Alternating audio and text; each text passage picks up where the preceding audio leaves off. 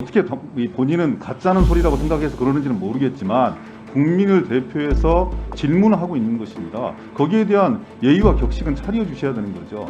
우리 국민들께서도 다 기억하고 계실 겁니다. 야당 국회의원의 질의에 대해서 그 중간에 어느 법무부 장관은 이런 얘기까지 했습니다. 소설 쓰고 있네. 과연 그 장관에 대해서 그 당시 여당 법사위원장은 어떤 조치를 취했는지 제가 묻고 싶습니다. 감사합니다.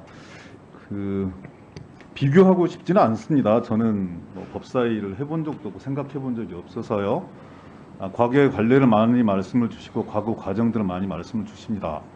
또 당했다고 생각하는 입장에서는 억울함도 있을 거라고 생각합니다. 그 말씀을 자제하시고. 예, 새로운 세상이고 새로운 관행과 새로운 원칙들을 만들자고 서로 노력하고 있는 과정이라고 생각을 해요. 법무부 장관이 워낙 국민적 관심도가 높다 보니까 이러저러한 지적과 이러저러한 비판들이 있습니다. 그리고 항변이 있습니다. 전에도 말씀드렸지만 얼마든지 생각과 견해가 다른 거, 사상과 철학이 다른 거, 가치가 다른 거 놓고 얼마든지 토론하고 쟁송할 수 있다고 보여집니다. 근데 지금까지 보여준 법무부 장관의 태도를 다 매도하는 것은 아니지만 상당히 국회 전체를 무시하고 있다라는 오해를 사지 않을 수 없는 그런 언사와 언행들이 대단히 많습니다.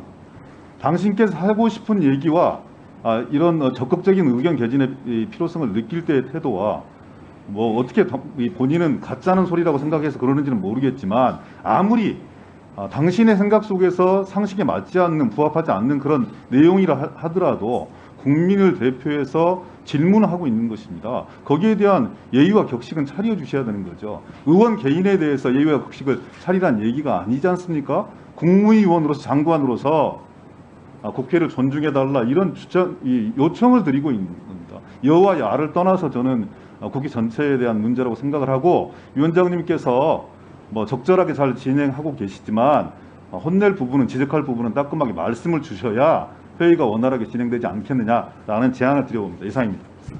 네. 우리 정점식 간사님. 예, 정정식입니다. 참 제가 21대 전반기 법사위원으로 활동은 하지는 않았지만 지난 2년을 되돌아본다면 정말 격체지감이 들고 상전백회했다는 느낌이 듭니다. 우리 국민들께서도 다 기억하고 계실 겁니다. 야당 국회의원의 질의에 대해서 그 중간에 어느 법무부 장관은 이런 얘기까지 했습니다. 소설 쓰고 있네.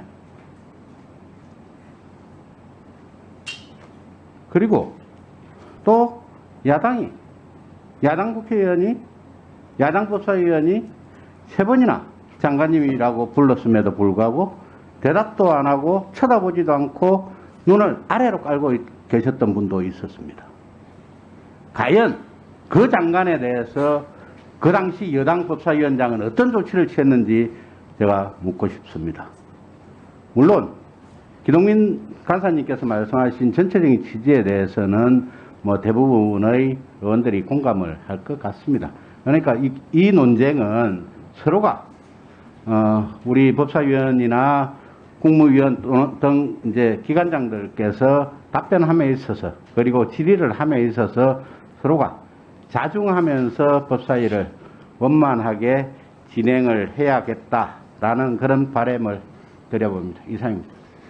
네. 두 분 간사님 말씀 잘 들었습니다.